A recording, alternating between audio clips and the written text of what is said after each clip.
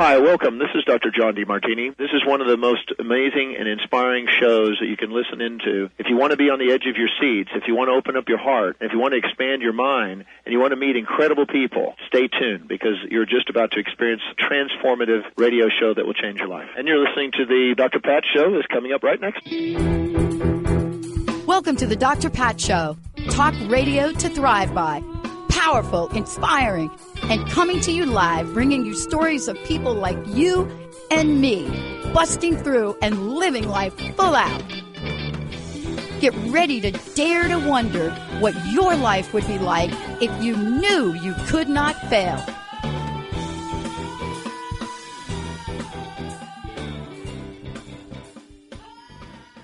Everybody, welcome to the show. It's a great show. Itzhak Beery is joining me here today. The Condor and the Eagle prophecy is a mirror of our time.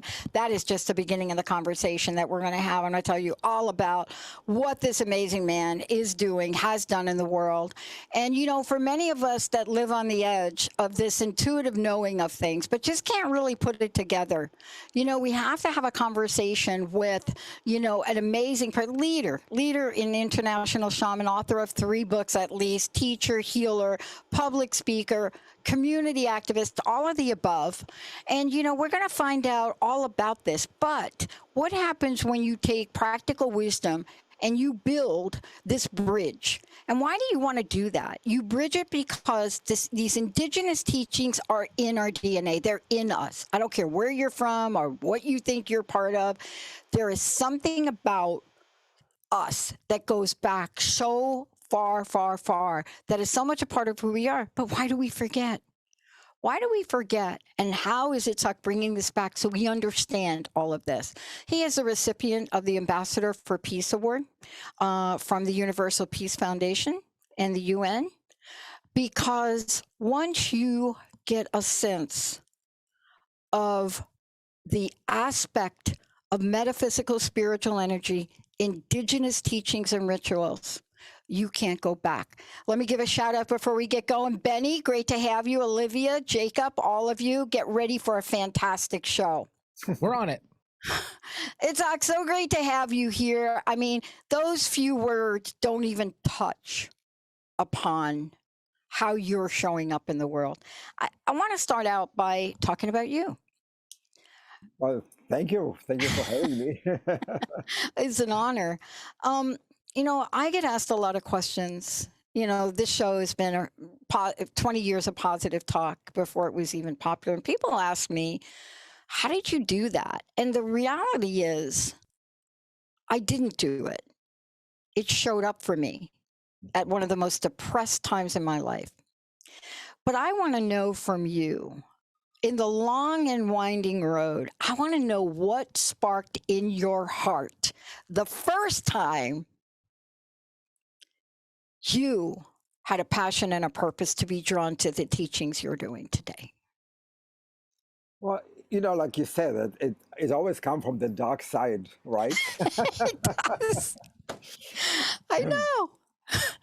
So I had an advertising agency in Manhattan, and very creative, and my purpose was to, you know, to fulfill the side of the creativity part of me. And we won many awards, and you know, so I felt like satisfied from that point of view. But I got to this age, around the age of 40, that I was like, what the hell is that life is about? and it was like really difficult process of, you know, saying goodbye to all the accomplishments and to all the stuff that I already done before. And then being in the unknown, being in the place of not knowing, and then I was pulled into that, and I think that I can't really see maybe one event that happened that was like the major force. It was made of many road posts that I bumped into. And then I found myself, even when I went to the Amazon, and I had this plant medicine, and I had this incredible vision that gave me like a framework for my life. I was still didn't know how to do it or what to do with it, and it took me 10 years to really integrate that and bring it into my life. But it is a process, and like I I, I think that we re- we always looking for one event that will change our life, but I think that it's it's um it's a Western way of thinking, uh, because every moment is a moment that if we allow to, it can change our life. Yeah. Every moment is a significant moment, if we are willing to let it be, and if we can understand the meaning of each of the moments. That I think that is so important, because enlightenment would not come because somebody hit you with a hammer over your head. It will come as small moments of Yeah. realizations. Yeah. I love this. I don't know what it was, but it was like for me, 40, it was that. People say, like, what happened to you, right?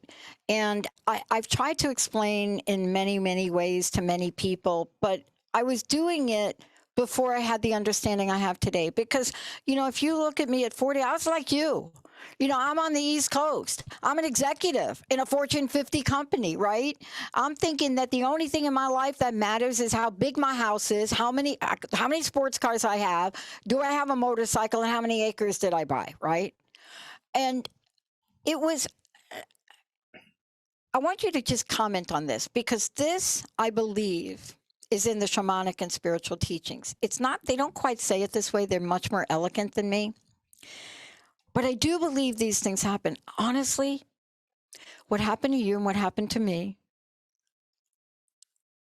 it happened in such a deeply profound sense of ourselves. I was walking down the stairs of my big house into a large foyer where I always had a mirror before I got in a car to go to the big job.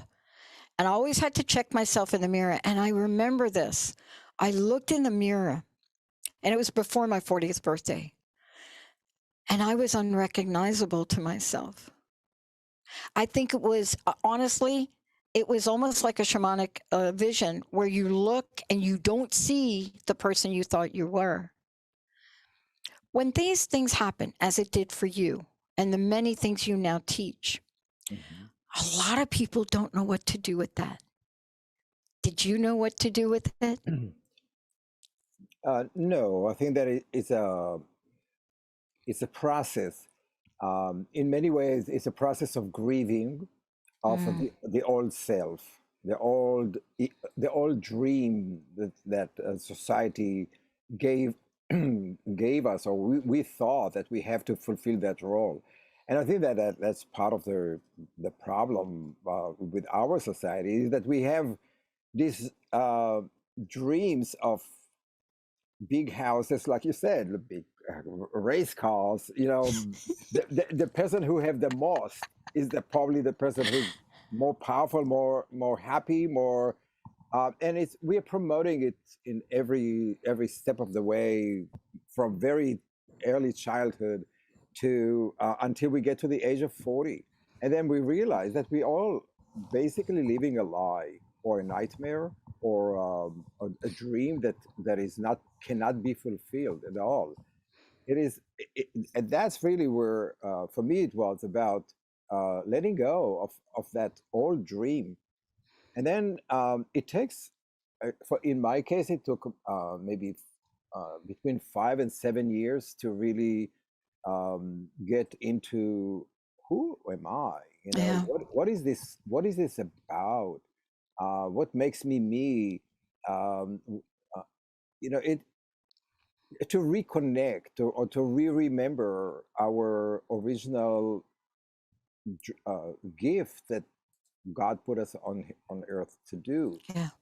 And I think that that's the problem with Western education system, or society, that we're really separated from nature, or from from our environment. We want to conquer. We want to build. We want to be the best. We want to be stars. We want to be on the stage. We're like American Got Talent. I mean, all of that stuff. It's like it's a hollow uh, plastic culture, Yeah. and it separates us from the all nature that we are, that as a society we are trying to destroy.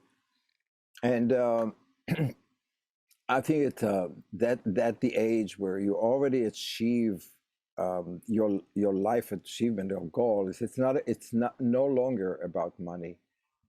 It's really about Yeah. what's your legacy here. What do you leave behind? What do you tell your children, your grandchildren? What kind of world are you gonna leave behind you? Um, and I do believe that everybody have um, a beautiful soul that wants to do good in the world. Yeah. Even the people who is doing the worst thing in the world, they have that spot in them, in the soul, that they really want to make good in the world, to be with the light or with God or whatever, any force that you want to call it. And they still do very bad things to others. But I think at that age, where around 40 and 50, where you start to be a mentor, you are looking to do that, and some people don't know how to do it. Yeah. And that's why your show is so important, and so many other shows are so important. And this teaching is to, at the end, before we we leave this earth. Nobody asks you how much money you have. Nobody asks you how many cars and houses you had. But I think that the most important thing that, and in my work, and I see a lot of people who are, you know, on deathbed. It is there's only two questions that people ask: who loved me, and who I loved. Mm. That's the only thing that really people at the end of Yeah. the last breath, they asking, who loved me when I was on this earth, and how I loved others. At the end, that's the most important thing. Mm. It Can is. can you think about something else more important? No, I can't. And and the idea of being in that space. You see, if you're in the space of love, all the other things can't coexist with it. Not greed, not hate, not fear, right? Not doubt. Can't. I tried. I tried to have them both coexist together, and I lost that battle.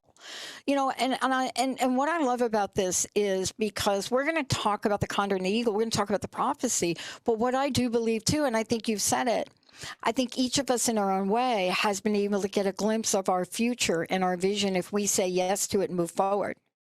And that's why I was so excited to talk with you, because if there's one thing we can help people with, and maybe they'll hear it today, is when you're given sight, and I'm not saying like just your eyes, but when you're given sight of something that is different than for you, of where you are now, maybe that you've imagined at some point, maybe you've just blocked it out and called it unrealistic.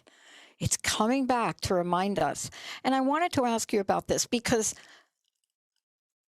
I have known all my life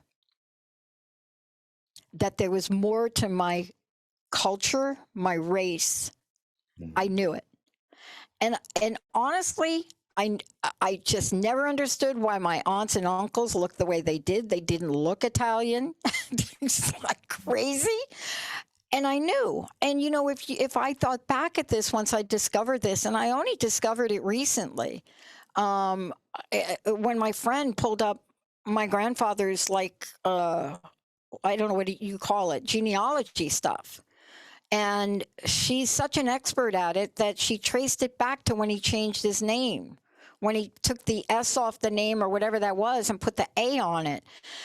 But we know, you see, why would somebody like me be drawn to anything Latin from a young age, Latin dancing? I mean, honestly, it was so weird. But here's what I want to ask you. We need to share this prophecy. We need to talk about this because I do believe people right now are getting their own version of this. Can I ask you for a minute? You had the honor to be part of a panel. I wish I was like a fly on the wall. I wish I was like, okay, I want to do it. But it was about something that I relate to, a symbol, the Phoenix Rising. I always related to that because I have felt I have crashed and burned so many times in my life. But man, you just can't keep us down. And we're going to talk about this. And we're going to talk about the fact that your statement is, and I think people are feeling this, we are being dragged into the future. And there are some of us that have given up kicking and screaming, but it still feels like being dragged. You know, can we talk about this notion of this prophecy that is so contemporary and yet so ancient? Is that just me, or do you have the same sense of that? No, I think that it's absolutely right, and you know, like we are now in a period of what seems to be between, I don't know, between 30 to 50 to 80 years of transition between two periods of time. It's called Pachacuti. It's you know, the Inca or the Inca tradition, they used to count time in lump sum of 500 years. So every 500 years, there's a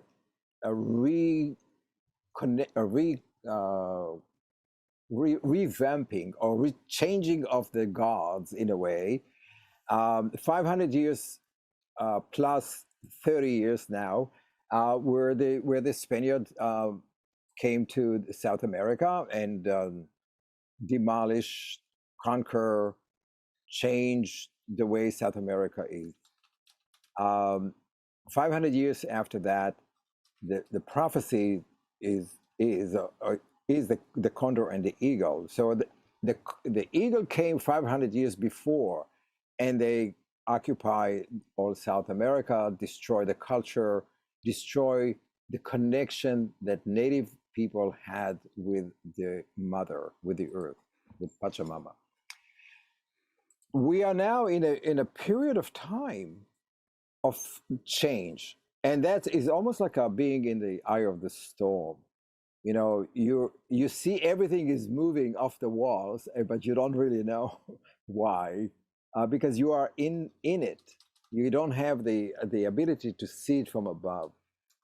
And so the transition between a militaristic, capitalistic, selfish I, or the masculine forces within ourselves, is giving room now, or changing into a more earth-honoring 500 years period, or the new Pachacuti. And of course, the people who benefited most from the last 500 years of occupation, which is, I can say it bluntly, is the people who are today the white majority industrial corporations in the United States that are mostly run by men. They are fighting like hell. Yeah. They are screaming and yelling, and they're not gonna let anybody. All if you notice, like, what are they fighting about? They're fighting about the earth, which is Pachamama, which is the feminine aspect of our life. They're fighting about women rights and to decide what they want to do with their body. They're fighting against the feminine aspects of men who wants to live together with other men. It is all in that context. Yeah. Of men men who are holding on to power, men who holding on to power, not giving an inch to the feminine aspect of themselves.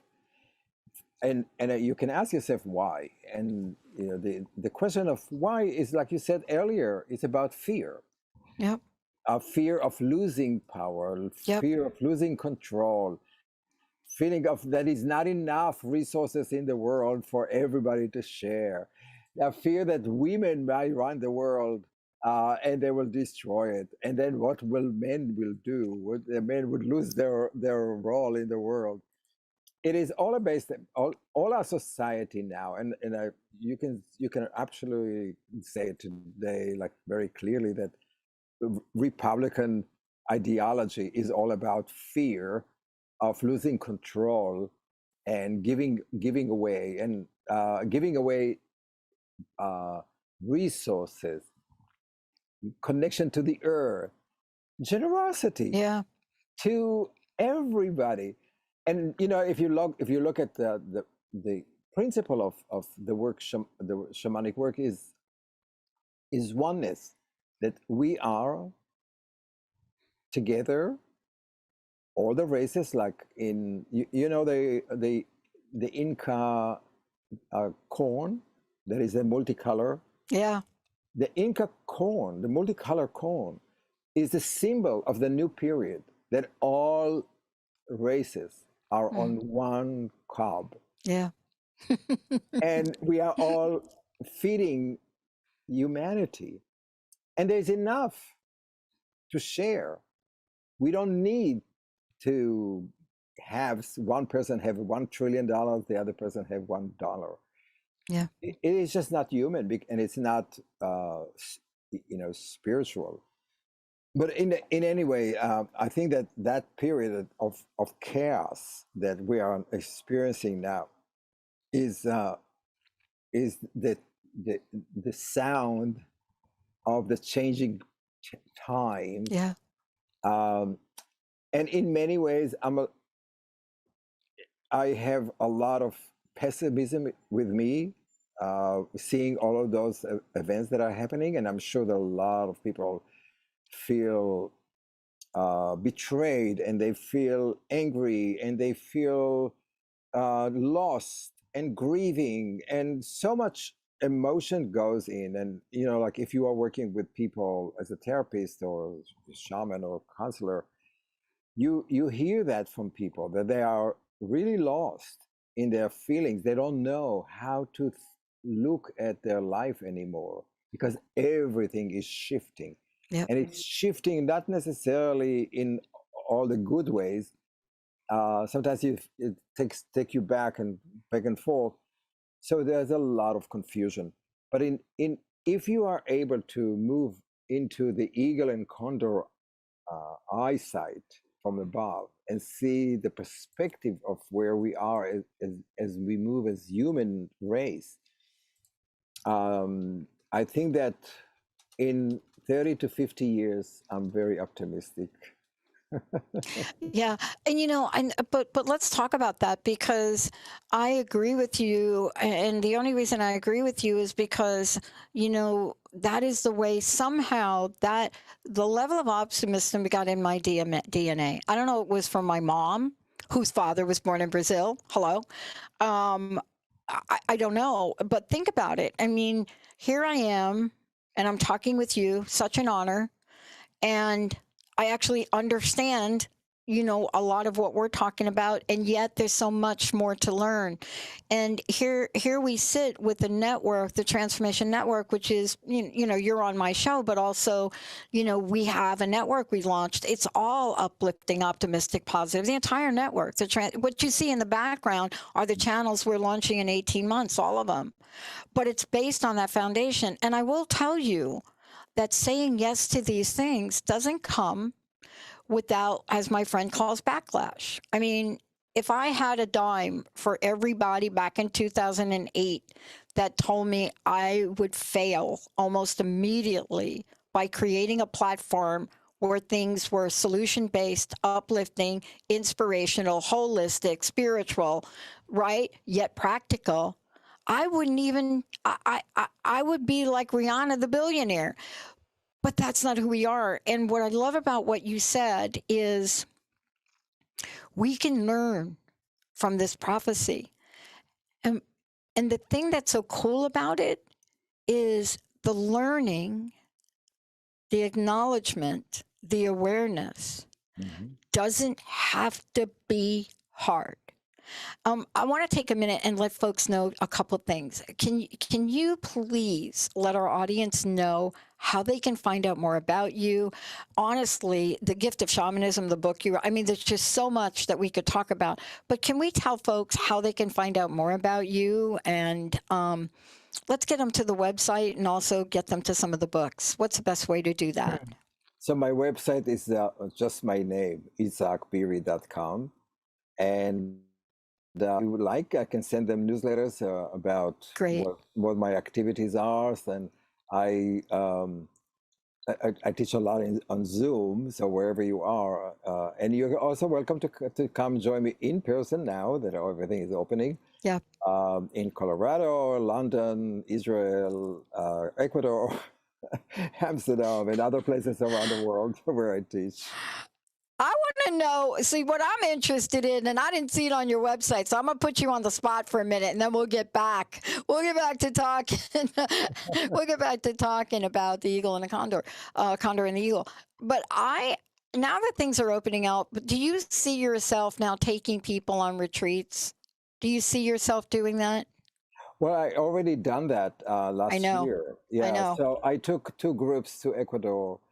And we had an amazing time. I mean, we were very careful, of course, and but things are opening, and people wants to continue to live life. And I think that our mission is, or my mission is, to bring people to South America, where the connection to shamanism Yep. or earth-based philosophy is still very strong. It's disappearing.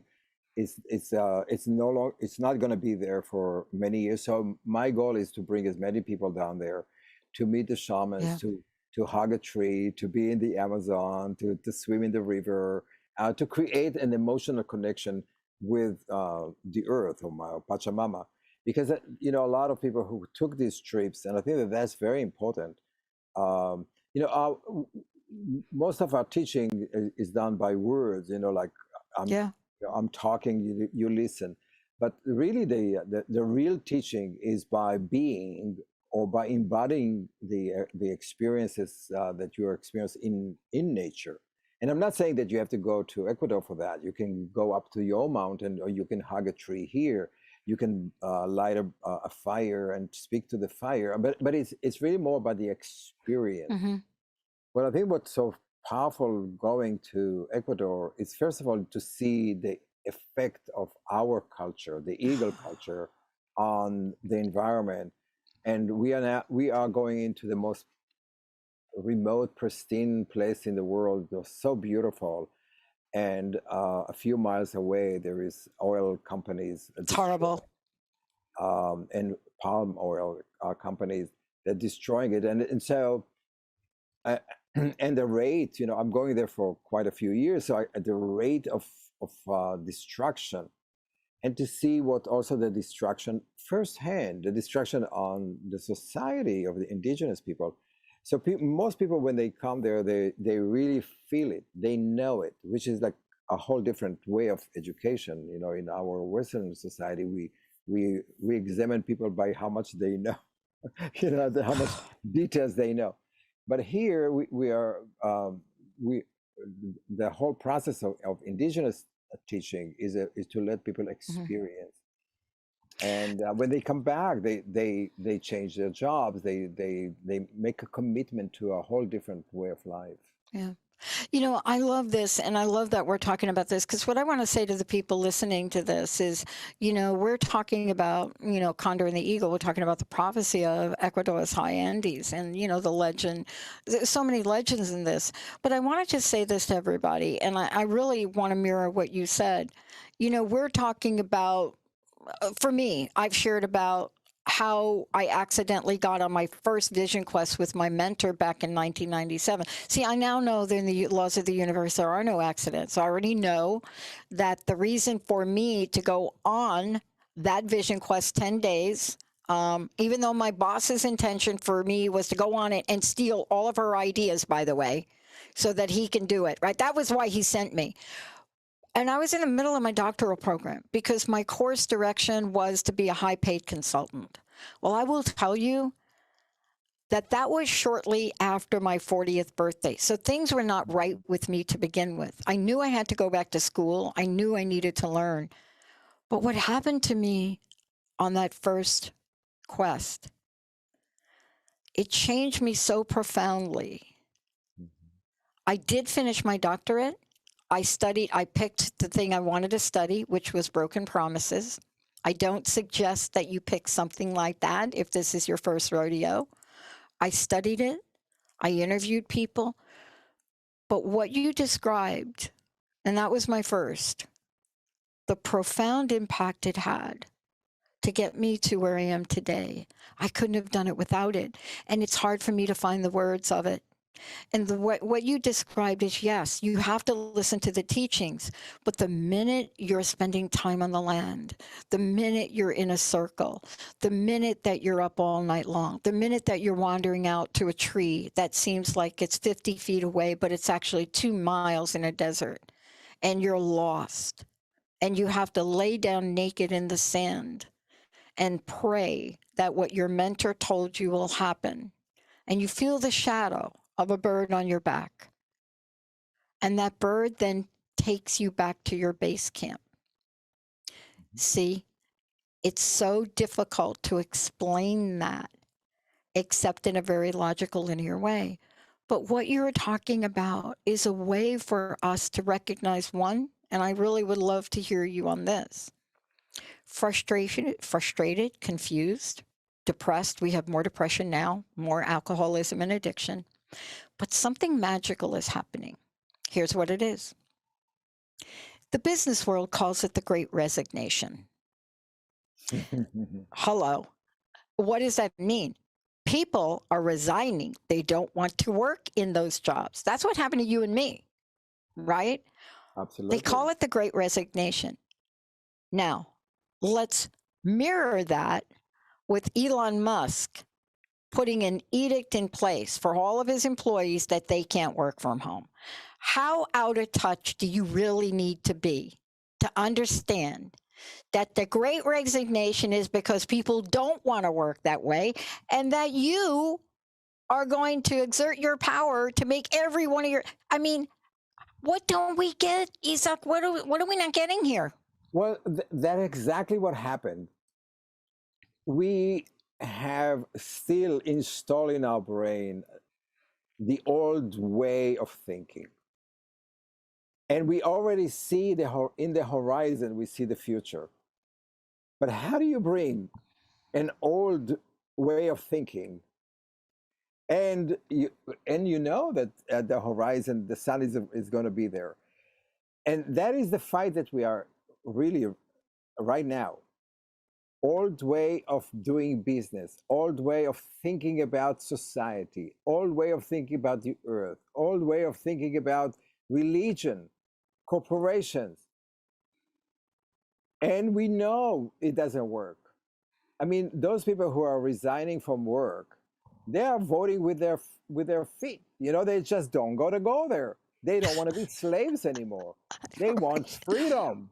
And that's really what the new period, the new Pachacuti is about freedom, to choose who you are, to fly in the sky in the way you want it, and in cooperation with the eagle, not separately, but is a harmony. It's not about being someone oppress you to do something you don't want to, but it's about finding the common ground, finding abundance, all the what we consider to be feminine energy. And really the old way of thinking is a old masculine way. Like, for instance, why would you want to invade a country that doesn't want you? I interviewed the youngest member of parliament in the Ukraine. And you know what I learned about that culture? Holy cow, they are so resilient. They have a parliamentary a board that is made of people of all ages, all insights, and the strength of the women in that country. But why would you? I mean, let me ask you a different question. Why would you want to? Why would you be allowed to do it? And why is the rest of the world so darn quiet about it?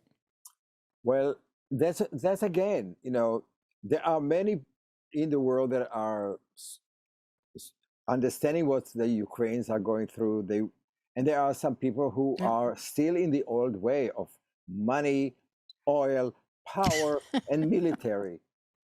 Now, and I don't know about that, but I think if we take all the resources that we have for military Mm. and for oil and all the subsidies we give to people who don't really need it, and we share it with the rest of the world, wouldn't it be better for the whole world? Yeah. Wouldn't we all be healthier, happier, and living in a much better way, a honoring way, sustainable way to give to open up the road to our new generations, to our grandchildren? Of course, we will. I mean, imagine that a country that have spent so much money on defense, like the United States, that is, it's larger than all the other countries combined. Imagine what we can do with that. Yeah. Can we can stop the destruction of the Amazon? We can give people honorable way of living. We can tackle all the medical problems people who have. We can even give insulin for free. So, so I mean, all of those things is like an old. That's the old Pachacuti. The whole Yeah. whole way of masculine way of thinking about life. Yeah. And you can see that, like in the coronavirus, the better countries, the countries that had a prime minister who was a woman, did much better as a country than countries who was ruled by men. I mean, look, we know this. I mean, most of us were in awe at Chancellor Merkel of Germany. Now, you may not like everything she does, but when she gave her perspective and told the world what she was going to do in Germany, we all listened. And if you watched her, you knew they were going to be out of the gate doing something. And what I also watched is how many other countries didn't follow suit. And what you're talking about, and getting back to understanding the divine feminine, divine masculine, and understanding that when you embrace both, you can't sum the power of that. Look, I got to meet a young woman. She was a high school student at the time. I'm a Lyme disease advocate. I've been for a long time. I still am. It is the fastest growing epidemic on the planet. And because you can't cure it with pharmaceuticals, it doesn't get any press. But this young woman happened to get an internship at a university that happened to be studying nanotechnology. Her mom was suffering from Lyme disease. This young woman got permission to try to use nanotechnology in a lab setting to eradicate and or kill the various co-infections of Lyme disease. She did it. What happened to her? See, she went to school, but what happened to that? It's not going to, if you can use nanotechnology to eradicate viruses, where do the pharmaceutical companies go? And I've been watching this, and I've been watching the articles that are now coming out. But can you imagine programming a nanotechnology aspect? And natural medicine is doing this now in frequency. But can you imagine programming something like that to focus exactly on something like Borrelia and eradicate it from your system? I believe that, because that's what we do as shamans. Yes, We direct energies into that's it. areas, and we change the outcome of it. But you see, if we talk about the changing of time and Yes, talk about that. and the time that takes to change, um, we can see that the future is already written for us. And there's so many obstacles to get to it, and the obstacles are really old way of thinking, and the fear of the not knowing of people who already have. That's the biggest obstacle that we have here. It's like when the river is flowing, and it can flow calmly and wonderfully and feed the ocean. If you throw stones and boulders in it, it becomes white water. We are now in this white water, and so many people are so afraid of reaching the ocean, the future. They are willing to, with their nails stuck on the walls, to keep them in the same place, because they are afraid so much of the future. So I think that one of the things that we, in the spiritual world, we need to is to vision the future and to help soothe the people who are afraid to go on a canoe with us. You have to do it that way. And, but isn't that the divine feminine? Isn't the notion of approaching something, from a soothing solution aspect of it? I mean, isn't that what when we talk about Pachamama, isn't that what we're talking about? I mean, we're watching nature purify poisoned lakes. Right? We're watching pods that are growing up that can eradicate toxins, right? Without our intervention. And yet, I am so hungry to find a way to get the attention of people that could join the movement. Because you and I both know from our personal experience and in teaching others, something transformative happens that changes you in a better way. And I must say one thing, and you can comment on it. I am not saying that this transformation at 40 and all of that, I'm not saying that that was a cakewalk. It wasn't. I mean, honestly, for me, it was horrible.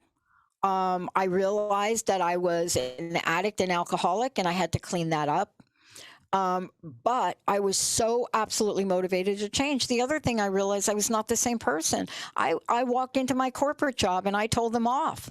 You can't fire people with 29 years of service. So something happens that causes a little upheaval, right? So let's talk about that for a minute, because sometimes when people hear me talk, they think that this was a cakewalk. No, it wasn't. I was in an abusive relationship, but everything came to light. But it was up to me to figure out what to do next. Let's get back to your statement. Sometimes the dark. Go ahead. So my understanding now is that each of us comes to this world to accomplish a mission or a soul mission. And all those traumas, all those difficulties, all those traumas that we're experiencing are come here to redirect us, to remind us of our soul purpose here on this earth. So, of course, it's much easier to sit on a couch and do nothing.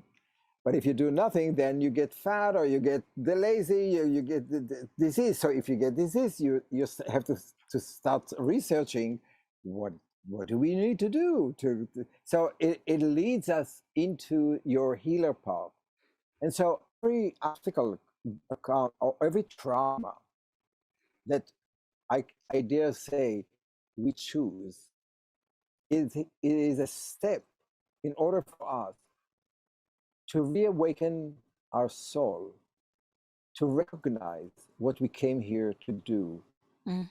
And I think that one of the crises that we have here is people yearning to reconnect with their soul purpose, with the love that they have inside themselves, with what to reconnect with who they truly are as a magnificent being, and everything else, it's difficult to deal with because inside yourself, and I do believe that even the people that now are struggling and they want us to be occupied and whatever, they there is a that their soul, no matter what they learn in school, would want them to be good, to fulfill that life purpose that they came here to experience. And our as a healer or as a person who works with people, and I think also is to awakening that yearning. Yeah. To awakening that yearning to be complete, to reunite with that essence that you came here to Yeah. experience. And I never really experienced anybody who have a soul purpose to be a destroyer. No, it is always about doing something for others in a way that honor other people. And I think that is this awakening of the yearning is Mm. is so important. Boy, it is. And, isn't that what we're going through? I mean, I was asked to write an op-ed about the Great Resignation because people understand my research now. I don't study psychological contracts and broken promises anymore. It's really hard. I have publishers that want me to write a book. I have 1,200 pages of interview notes, and every time I go look at them, I go through post-traumatic stress disorder. But they wanted me to write this op-ed on the Great Resignation. Mhm. And, and I'm still thinking about it. And what I'm thinking about it is, what would I write? And I would write what you just said, because underneath that is the great yearning to be awakened. And COVID has awakened a lot of people at the soul level. That would be the article I would write, Mhm. because we can talk about why people are resigning. No, it's not the great resignation. It's the great awakening. And it is at the soul level and the DNA level. Mhm. And so what I love about this, and I love about the work you do, is when people get to step and work and learn from you side by side, whether it's Zoom or whether it's events, it doesn't matter. There will be an awakening. But chances are you've already started the process, right? Well, each person comes to the teaching in his own space or time, Mm-hmm. and also age. So there's a lot of people who are young and they are really enthusiastic, but they can't really sustain it because they are in a different part of their life. And there are people who are much older that have a whole different perspectiveness of that. Mm-hmm. And there are some people who are called to be counselors and healers. And so each person comes in a different way. But, the truth is that they do change their life, Mm-hmm. uh, regardless of where they are.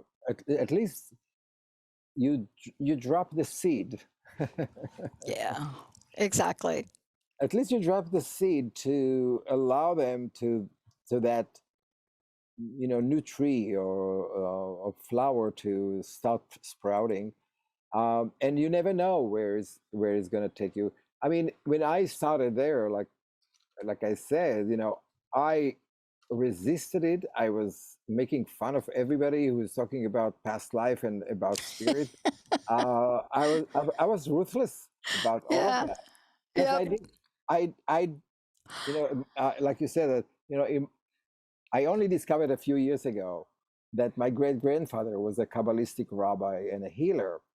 I never knew that it's in our DNA. I was resisting it. I was against any religion, any spirituality. I only, I grew up in a kibbutz with Alpha in in Israel, I cared about the seasons, about nature, about animals, and but never really in the context of spiritual. It was I always made fun of it. Yeah. So yeah, so I mean, I'm right there with you. And it's so interesting because even making fun of it, we put our focus on it. See, and I do believe that even when you're in that space, you have put your energy and focus on something that most people don't even think about. And I think back at the many times that that has happened, and now I look at it and say, oh, that was getting us ready. You know, all this kind of joking and making fun that, but and my friends would say, why do you even pay attention to that? Well, here we are today. Itzhak, thank you so much for today. Can you please let everybody know again how to find out about you, how to get in touch with you, get your books? And then lastly, I'd love to know your personal message. What do you want to leave us with today? um, my message is a message that my teacher Ipupiara used to say from Brazil. Used to say to us that we are all shamans. Every human being is born with everything that a shaman's need. We are dreaming, we have visions, we know how to give a glass of water to somebody who's thirsty. We know how to hug, we know how to sing, we know how to make other people's dreams come true. Mm. And it doesn't mean that you have to be a professional or choose that professionally in your life, but it means that we have the innate capacity to do to make other people feels better about themselves and heal the world. And my message is, because we have all of it, we have to take responsibility, that we cannot say that somebody else will do it. We Yeah. have to own it, that each person on this earth is a healer. And we have to look at every person on the street, in a car, that is black, white, yellow, orange, whatever color. That is, you are the healer of all those people, and you are Yeah. the healer of the environment. You are the healer of other people's dreams, and so owning that responsibility is the most important thing. Well, thank you so much for today. Thank you for everything you're doing. And thank you for sharing, a prophecy that everyone can relate to. Thank you so much for today. Thank you for all that you're doing. You're very, very welcome. Thank you, Dr. Pat. Thank you. I want to thank all our producers. And I just got a text message from somebody wanting to know what that was flying over me. And no, it was not an eagle. It was a vulture. My totem became the turkey vulture as a result of that vision quest. Check Oh. out what the turkey vulture is about. Yeah, we're not all eagles. Let's take a short break, everybody. We'll be right back with more.